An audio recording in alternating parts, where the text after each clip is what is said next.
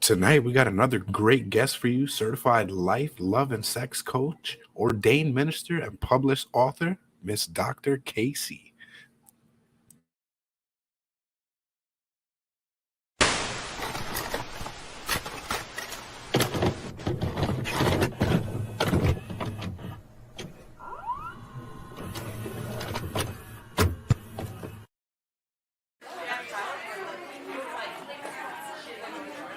Talking Junk Network, where entertainment lives.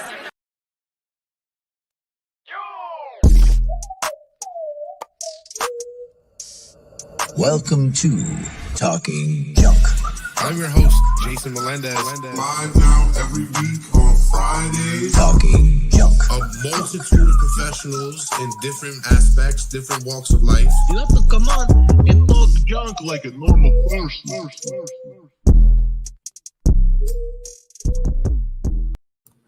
Tonight's episode is brought to you by Heaven's Pantry's Excalibur.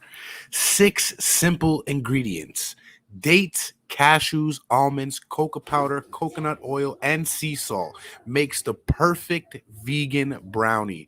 Go order yours off of Amazon right now. You can use the promo code HP Street to get 20% off your first order. You can use promo code TalkJunk69 to get 10% off every order, every single order.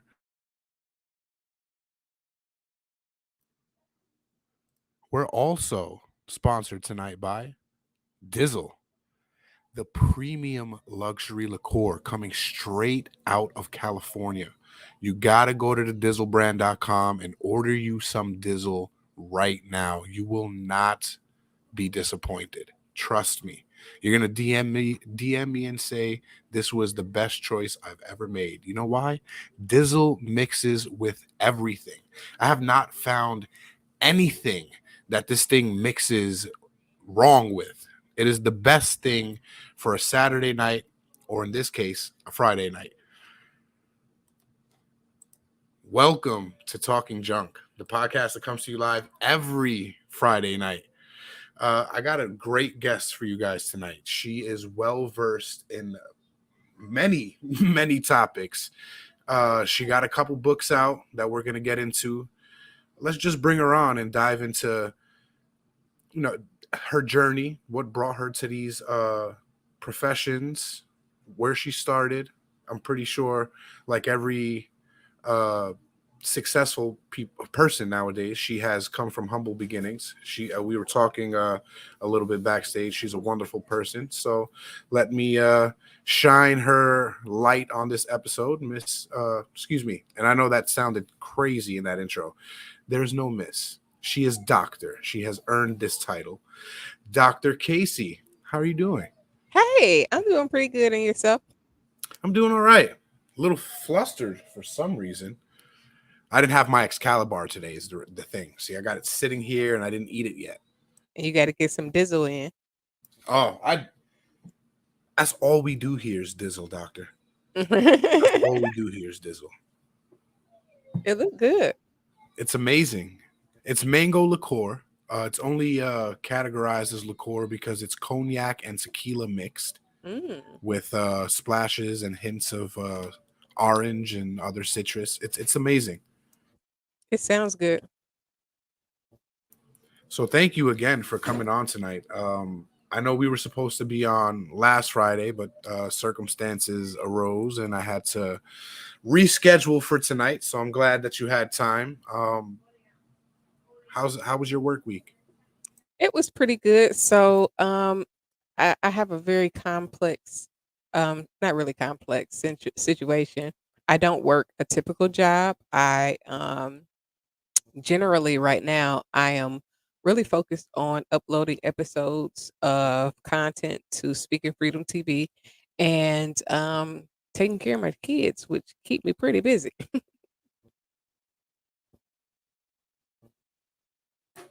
Trust me, I can definitely relate. I got 3 of them over here, three little girls.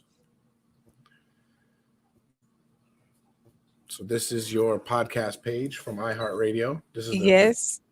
So I I have Speaking Freedom Radio, and then I have a visual version, Speaking Freedom TV, where you can actually see the videos of the content. Now, the videos is really just memes and things that go along with the content that I'm posting. But thus far, I have almost 1 million views. I should be at 1 million views on Vimeo within the next couple of days, honestly. Yeah, I'm a little behind on posting my my episodes too. My listeners are gonna kill me. So how did how did you become so multifaceted in so many different things?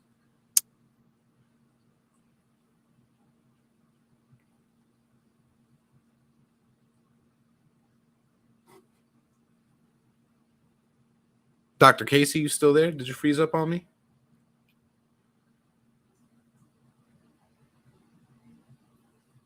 Oh, I think you froze up.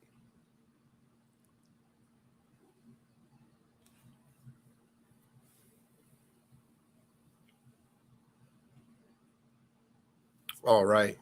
Hopefully she comes back in. There we go. All right.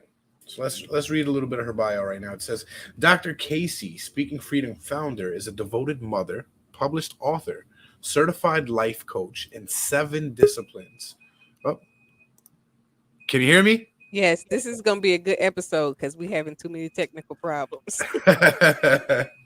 So, It's always a great talk here. so I started life coaching when I was young. My cousins, older cousins, would always call me. I've always been the person that my friends go to, and I used to dread it. I used to always be like, "Well, why? I'm the little cousin. I'm the youngest out the crew. Why does everybody call on me?" But as I got older, I learned to embrace it. And as I started experiencing adversity, I started to feel like if I was being allowed, if God was allowing me to go through certain things, then I would use it to help people. So over the course of the years, I started to get my education in things that I was already familiar with so that I could help people from a credentialed standpoint. Okay. Now 7 disciplines. What disciplines are those? So I am a certified life coach, sex coach, positive psychology, love coach, a transition a transition coach, solution focused coach, and relationship coach. But I'm also an ordained minister. Okay. Now transition coach, does that mean transgender transitioning? I mean, it's really whatever type of transitions that you go through. Um, in the coaching, I've done so many classes. I've really covered everything. And then I recently was certified as a mediator. So I can also help solve your legal disputes, even divorce and family. So I've kind of groomed myself to be an all around coach. But Your I last also name should be Monopoly. hey, but I also studied psychology in college. I have a bachelor's in applied management with the emphasis of psychology, but that also because I went to Grand Canyon, it's a Christian college. Okay. They have you do a lot of ministry classes, so becoming an ordained minister kind of made sense. Okay. I mean, it never hurts. Right. You're I can you're marry a love married. Yeah, you can renew vows, marry people. hmm It works. It's all together. a Now, one-stop shop. right now, all you need to get is some party planning background, and you got it all. I don't know if I want to plan parties because that's a headache. I mean, you got to be a one-stop shop. You're already an ordained minister. You got the credentials to be their marriage counselor. You can marry them and plan the party. They Well, all see, they and need is you. I would rather bring somebody in to help with the party planning part because I mean sometimes you got to share the wealth. Right. Well, if you ever need an MC. Hey, I know where to go. So you started as a certified life coach. Where did sex educator, when did that happen? Did that happen after marriage counseling? Well, I started out yes with the life coaching. But I've been talking about sex since I started on Instagram. Like some of my more viral underground posts amongst the community of people that I frequent with was starting about having sex. Like the specific post, one of my friends from the military said something about flowers for men is giving head. And I was like, yeah, I mean, like that should be a pleasure for women. And it kind of in a very underground way because I tell a lot of people. I went to Mace Church for a while, about 6 years. So I know a lot of people, and a lot of people are familiar with me, but I didn't want to be famous. Like I still don't want to be famous because fame right now means no privacy, Right. no, It it's a always lot comes with a of price. the price that I don't want to pay because I like to go to the grocery store and move around. Like I like for people to know who I am, but not be like trying to be in my face. So Right. I will always tell people don't follow me, don't like the post, just, communicate in a way to where if I post something and I follow you and you post something that corresponds with what I'm saying, I'm going to see it and then we can communicate like that.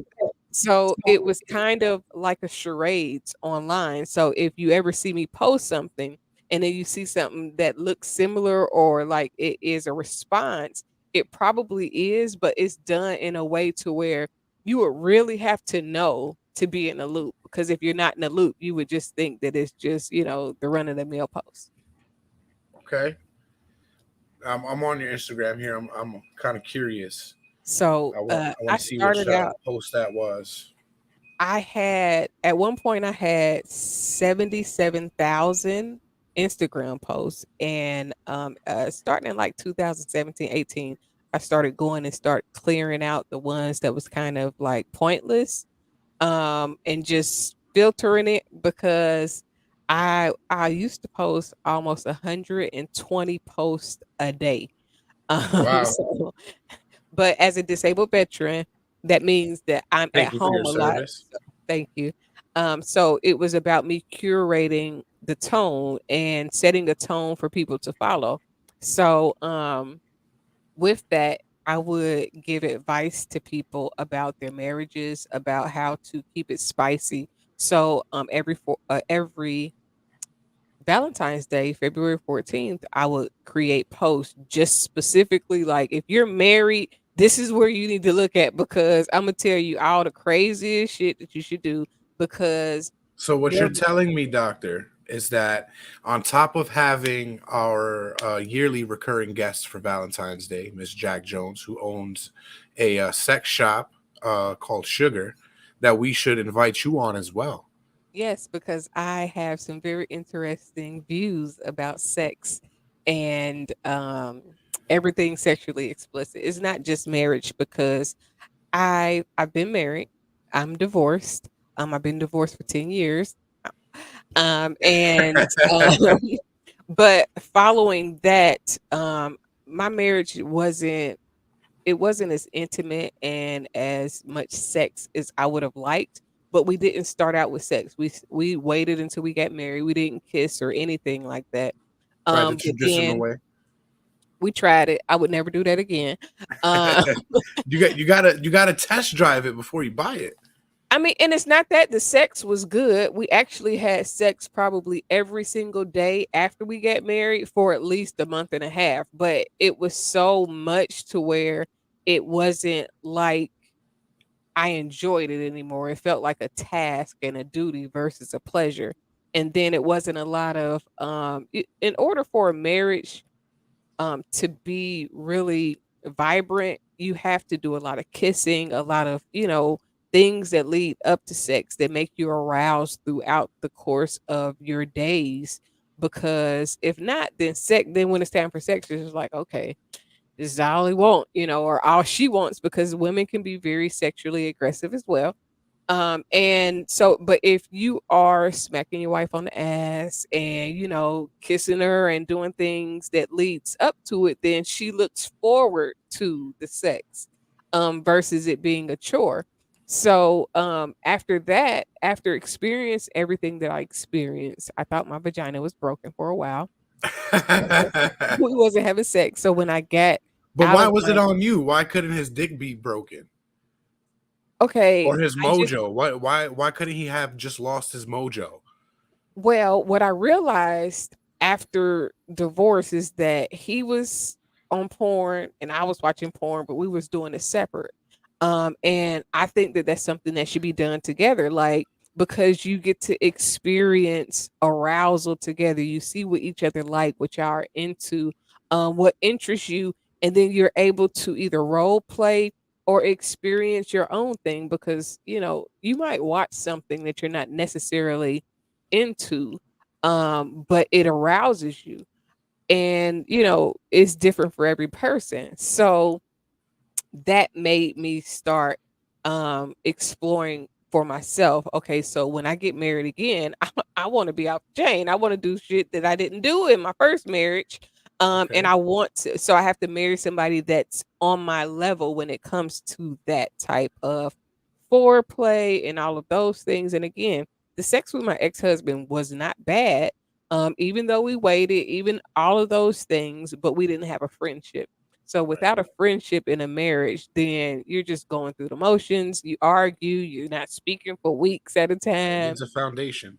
Yeah, having a friend is everything. So at this point in my life, I won't even date somebody that I don't think that I could just be cool with. Like we need to be able to go hang out and not have beef with each other because I mean, literally on my honeymoon, we were fighting. Like he was storming off, like he had a temper problem. So he would get mad and storm off and stuff. And so it was just a lot.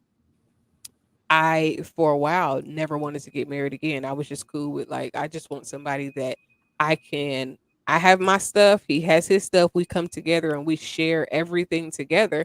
Like, because you don't have to get married for a lot of people. The certificate of marriage is the breaking point. It starts to challenge the marriage. I don't know what it is about it, but a lot of people struggle after marriage because they feel like they're obligated versus I'm choosing this person. I love this person every day because I just love this person. And that's how Right. marriage should be. Right. So you must have a bunch of interesting stories. About a lot of different things I do. I mean, not just on your front, since you listen to a lot of marriages and Mhm. a lot of individuals that come in for, I guess, sex education or maybe to learn more about themselves. You've probably heard some weird stories. There are a lot of different stories. There is a more of just me making sure that I cover all the bases. So I have some sexually explicit content that I haven't really uploaded yet. I wanted to put it on a paid for service where people subscribe to that. But now Patreon. I'm just like, maybe I should just allow people to be exposed to some real ass shit. Like for real. Well, if you Like want to expose people to some real ass shit, I'm gonna give you an invitation to our Saturday night podcast. Uh, Whenever you want to come in, we'll make the episode solely about whatever topic you want to talk about. sure. You would be very maybe surprised, but maybe not. Because It's I very believe late in night, so it could be as explicit as you need it to be. We yeah, go I on at 11:30 because we got two people that are on it. They're in the West Coast, okay. so 11:30 to usually like 1 in the morning, and we're just there and we just talk a whole bunch of shit. Yeah, I believe in poly. I believe in, Okay. whatever makes people happy. So believing in poly and how I got to that point um is challenging for people who have a strict monogamous relationship foundation. Now, how did you get to poly? How did Well, you get to accept it into your life? Well, I don't know if you accept it into your life, but you are a firm believer. I am a firm believer of it. So it started with me trying to figure out, okay, what breaks marriages up and what would be the breaking point for me if I was to get married again. And normally the problem is cheating or finances. Because I'm financially stable on my own, I don't think that that would be a problem for me. But cheating is a problem. And my mindset became, okay, if I was going to, if I ever fell in love with a male whore and he just could not keep his dick in his pants, then what would I do? How would I handle that? Like if you're really in love, it's hard to be in love and just leave a person, especially just for cheating. Because I cheating isn't necessarily enough for me to leave. It is disrespect, it is lies, and all of those things. So when I started thinking about what poly meant, well, I was actually very uncomfortable with it at first because it's not the norm.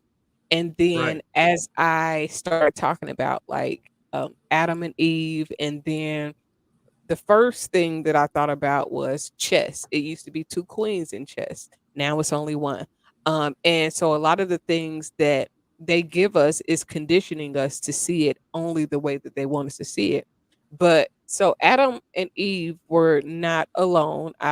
From the stories presented, Adam had another wife. But if when you look at the rib cage is two parts. It's not just one sided. Like if you took out one rib on one side, it's gonna be a Extra rib rib. that's that's hanging over. So I started looking at that, and then it just made me think about. Then I started thinking about Abraham when he wanted to have a baby, and Sarah couldn't conceive at first. They went and they found somebody to help them with the process. So technically, he had two women at his disposal, and Either that then or he hired the Kardashian surrogate. right. But even with that, there were always in royal families, there's always a lady in waiting. A lady in waiting is really technically a concubine, which belongs to the woman, but I'm sure that it's more to it than just her having an assistant on the side. So Right. when I started looking at all of the history and then how it kind of changed over the years, it kind of just blew my mind. And so I was very uncomfortable, and then I started following a couple of people. There was a guy, two wives and one husband, and he had two women that kind of favored each other, but they were intimate. They were bisexual, and they both was with him. Now, at the time, only one of them had a baby, and the picture that they used to promote was the girlfriend kissing the wife's belly while she was pregnant, and him being there also. So, as I started exploring the thought of it, I started finding people that lived this life and they were okay with it. And then that kind of made me understand how people are okay with it. And then I just kind of got exposed to more and more and more um, about the poly world. So Now, can you? came, Oh, go ahead. I'm sorry. that's how I came to being okay with it and recommending it for some people because if you're going to be with a man and y'all arguing about side pieces, then you might as well go and find you somebody that you can get along with and build a relationship so that you don't have to be worried about him chasing tail when you already, if he's not home, you know where he at because you've picked out somebody that isn't going to try to break up your home. They're not going to be messy. It's going to be somebody that you can actually communicate with. Right. You're cutting out the middleman, essentially. Yeah. Now, could you explain to the audience exactly what poly is for those who think it's just a walking orgy? So it is not. Listen, I started following a lot of groups. I don't practice poly, but as a life coach and a sex coach, that is something that I needed to be familiar with so that I can really tell people from an understanding and not from a narrative of the outside looking in. So Right. You have to know your poly, trade. right. So poly is really so it can be one man with two wives and they actually build a relationship. What I like about it is that it's a communicative relationship. So you're not hiding a person from the person that you're with. It is a open dialogue. Hey, this is what I want. This is what we're doing, and yeah, we are all in this together. So you're working as a team to build a solid foundation. A lot of people think that it's just a husband looking for two women, but I know at least one person I actually know more than that, but there is one person for sure that I know that has. I think she might have 3 husbands. I mean, they're not all legally married because you can only literally marry one person. But she Right. has more, and they all live together. They all travel together. I mean, so it is whatever kind of floats your boat. Now, there is a lot of people in groups. I'm on a lot of Facebook groups where there are couples that are hunting for women that are just open and bisexual, and then they dismiss Some of them. them on the internet are a little creepy. Oh my gosh. Listen, you run into a lot of everything. So a couple of months ago, I actually kind of got invited to a swingers like party that I mean it was like they You call it a got the lifestyle party. upside down invitation, or the upside down pineapple invitation. So it was a pool party. I all summer I said I was gonna go to pool party. So I went to this pool party and I had no idea what I was getting myself into. I'm gonna be honest with you. But when I got there was a guy naked in the pool. So I'm thinking like, oh my God, why is he naked? But nobody is tripping, so I can't trip. I can't, Somebody had too much to drink. and that's what I was thinking, like, what is going on? But then because nobody else was reacting, I'm figuring like this is just has to be what it is. So I ended up leaving and coming back. And then I met a guy and he's like, they have a play party afterwards. And I'm like, what is a play party? I've never been to one of these things before. But then when he explained it to me, it dawned on me that when I went to use the bathroom several times, I kept seeing beds everywhere. But I didn't pay no attention because, I'm clueless. Right. So when the actual pool party part was over, in the house afterwards, everybody goes in, and if you pay for it, you go in and you have sex. I mean, like, now I didn't participate in the sex, but I did watch for a while, and literally there No are. judgment if you did. I mean, of course, not from you probably, but I didn't participate. But because it was as a person that watches, you're called a voyeur. So I was a voyeur, and the guy that I met, he was like, "I'll take you in. I'll kind of show you what goes on." And he was really nice, cool gentleman.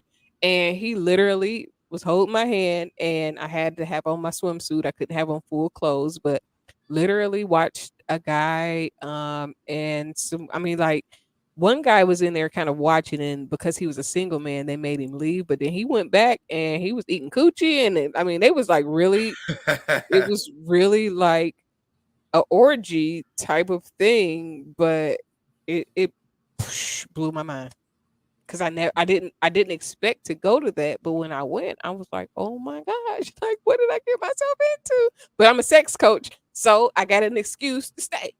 Right. You have to do your research. Right, Right. good research. What? Good research. Wow, that threw me off. Okay. Great Believe me, story. it threw me off too. So Well, go ahead. go ahead. Nope. Go ahead. So You that's got the how I floor. got into the sexual realm, but I really enjoy sex. I've always liked sex, so I like talking about sex. I like giving head, so I like talking about. And I had this one episode where I'm like, it's no way you get fire ass head and you kiss your kids in the mouth. Like I don't kiss my kids in the mouth because I know that when I'm sexually active, I'm not. I don't. It just. But yeah. So Right. No, I totally get it. I totally get it. Me and my wife were having that conversation the other day. The same conversation we were just having. The topic that you just brought up. yeah. I got So my 13-year-old in the studio over there, and I don't want to bring up what it was, but right. exactly what you just touched on is what we were discussing. Yeah. But Right. this is because I see women and men kiss their kids in the mouth, but I'm like, don't you be second? Don't you give head? I mean, I know you give head. I mean, maybe it ain't fire. Maybe you don't have it. You don't be everywhere. But if you're Listerine don't good at cover it, everything. yeah, Right. I got you. And especially if you have multiple partners. right. Now, that's where I was getting at. So, like, do you recommend people getting into a poly relationship straight away, or do you just go into it? Is there a way to ease into it if you've been together for a long period of time. I don't think that there is a recommended way. It's just if that is something that you are open to, then you have to have that conversation with your mate and decide what you want to do, because there are women couples that seek other women. There are I'm in a group right now where it is people that are couples, but the woman is looking for somebody solely for herself and her husband just wants to watch. Now, is it gonna stay that way? Who knows? Like they may get curious one day. It's not gonna stay that way. He's not But gonna stay there watching. I mean, eventually, I would think that he would eventually want to take part, but that's the way they present it. So, it's really what I like about it is the open communication. I would want, if I got married again or got into a serious relationship and he wanted, like, saw somebody like that was just like, look, babe, before I go and lie or cheat or try to hide it, I would rather come to you with it. I would rather a person do that, because of the communication is what I like about poly. It's not cheating. It's, look, babe, this is what I want to do, and I'm coming to you so that we can come up with a plan to do it together. So it's really about communication. So once you communicate, then the hardest part is going places where you can find people who are into that. So I would suggest lifestyle parties, but not just picking up people or going to swingers clubs and picking up people, because you might pick up somebody that has ulterior motives and they're seeking to get in where they fit in and trying to X you out versus Right. actually, wanting to Home just be wreckers. right, more than a participant. Now, how do you even bring that up to your children? Because obviously, you don't do it when you're still in the early stages. You want to do it when you found somebody that you want to integrate into your family. How do you bring that to especially older kids? I would suggest introducing them as a friend. So the way that I would be poly is if, okay, so I had a hysterectomy a couple of years ago. The only way that I can have a child is if I get a surrogate. But if I got a surrogate personally, I wouldn't want somebody to carry my child and then no longer be in my child's life. So I would have to pick somebody that I would be able to have around my family forever. So when my children are a little bit smaller, they want brothers and sisters. All kids want more kids around. So I kind of explained to them, like, mommy can't have any more babies. So the only way that I would be able to do that is to bring somebody else. Like I would have to get a woman to carry the baby. And now I mean, and they understood, but I'm like, so she might stay here forever. Like she's going to be around. So it was kind of one of those type of conversations.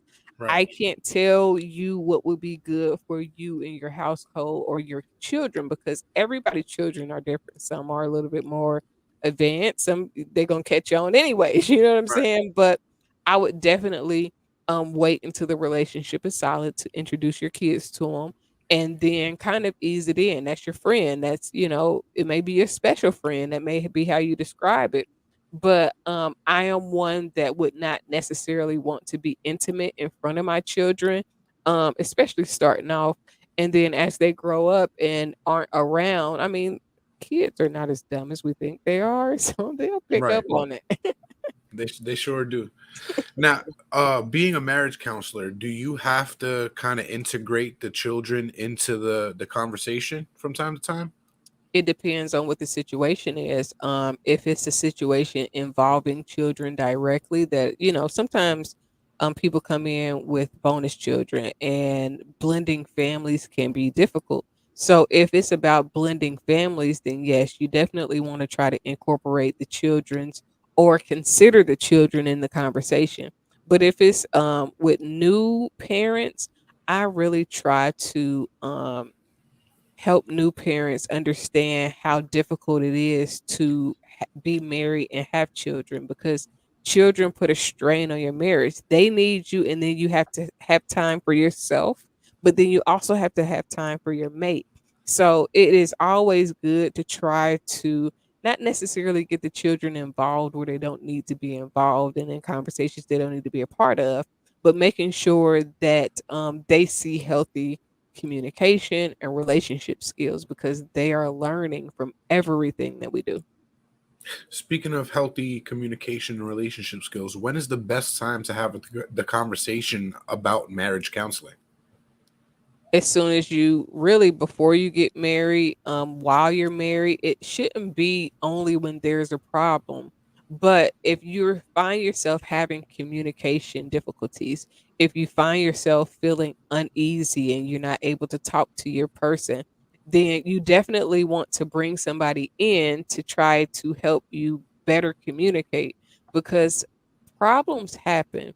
It's not really cheating, it's not really finances, it's really communication because communication makes you go cheat. If you can't talk to your person or you're walking on eggshells when it's time to have deep conversations or any conversation, then you're likely to seek somebody outside of the relationship to talk to that is easier to talk to. And then it leads from one thing to another. And even with finances, a lot of times it's not the finances that's the problem. It's not being able to talk about the finances that leads to problems. So it's always good to have somebody that's unbiased, not a family member necessarily, because if you piss a family member, if a family member gets offended when your spouse or your significant other is over it, that family member is normally going to hold on to whatever that offense was even if you guys have moved on. So they'll be walking around with a grudge and mad because you staying or you putting up with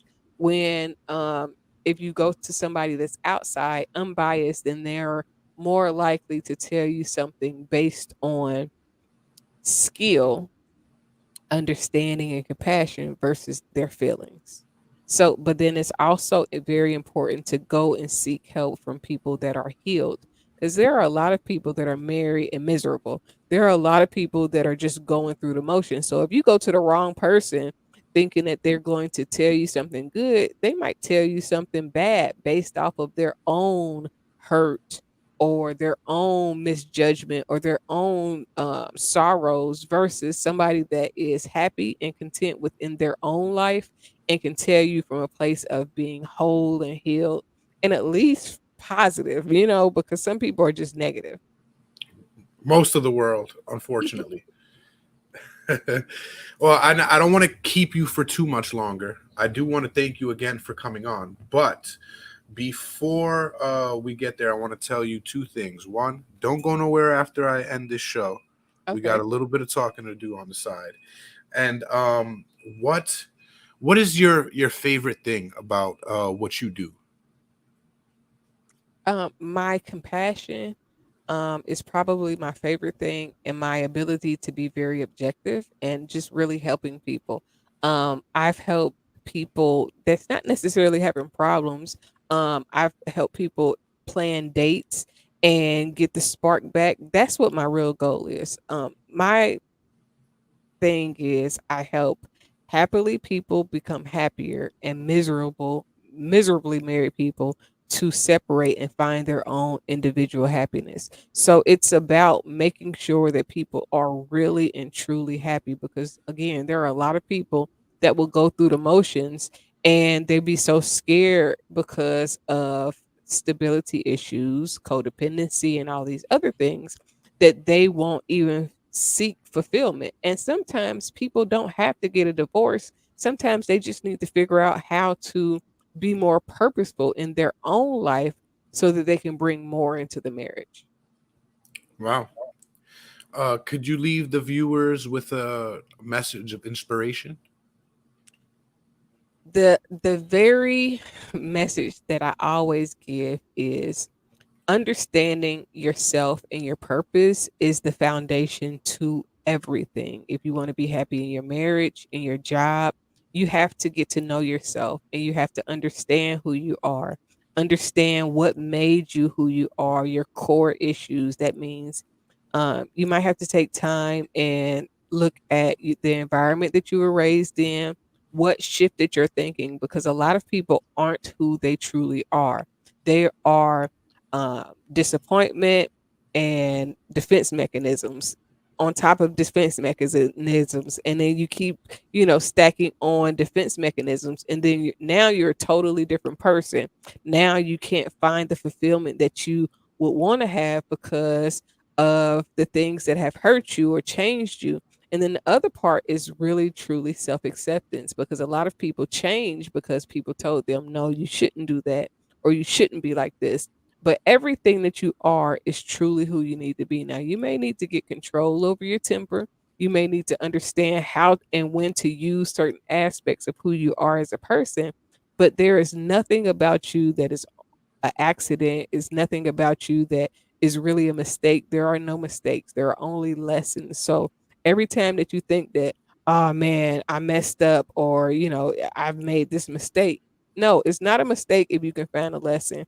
Even in hurt, there's positivity in it, because if you can learn from something that hurt you, then that thing won't have the same effect on you, because now you will see it in a different light. You will see it in a more positive view, because okay, I learned this from that incident. Even though that thing was hurtful, I've learned how not to get in that position again.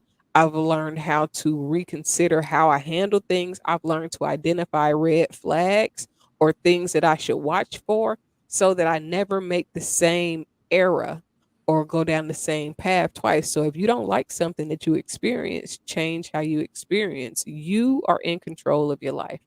Even if you trust and put everything in God's hands, you got to make the final decision. God is not deciding for you. You have to carry out whatever it is that you desire to do. Right. Very well said. Thank you again for coming on and blessing us with your brilliant way of looking at things and your very interesting stories. We're gonna definitely talk in just a second. I want to see if we can set some more stuff up. I'll be right with you. Don't go nowhere. Let me close out for the viewers. Okay, no problem. Thank you again. You see, I told you we have great guests for you every week. This is why you got to tune in live. And if you don't tune in live, you can always catch it in the archives, YouTube, Facebook, Spotify, when I stop being lazy and put all these goddamn episodes out. But what you need to do is listen to Dr. Kaci. And if you want to get her audiobooks so you can listen to Dr. Kaci, what you're going to want to do is go to Barnes and Nobles. You'll find her books under Kaci Winslow. You see she got all 7 books here, and it's very fitting. She got a book for every degree she got back there. Very fitting. It's the 7 rings. It's her infinity gauntlet. And don't, because I know how many infinity stones there are, all right? We won't go there. But like I said, go get Dr. Kaci's books.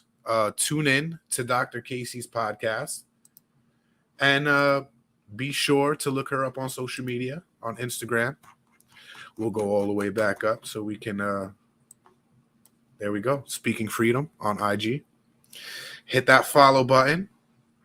And wait, because she's coming out with her paid by content exclusives. So definitely wait for that. And wait for us, because we're coming back tomorrow night in the break room. We're talking about masculinity. How did we phrase it? Where is my phone? Oh, why? When we can just go to Instagram and show you. That's what all these visuals are for, by the way, aren't they? Yes, they are. That's why I pay for it. Masculinity, the social expectations of being a man. Yes, you can tell. Very Talon-oriented, that topic. So stay tuned. We're going to be in the break room tomorrow. And as always, we are brought to you by the good people at Heaven's Pantry with their amazing vegan brownie, the Excalibur. And do you even dizzle, bro? Get you a bottle of dizzle. Because all we do on this side is dizzle.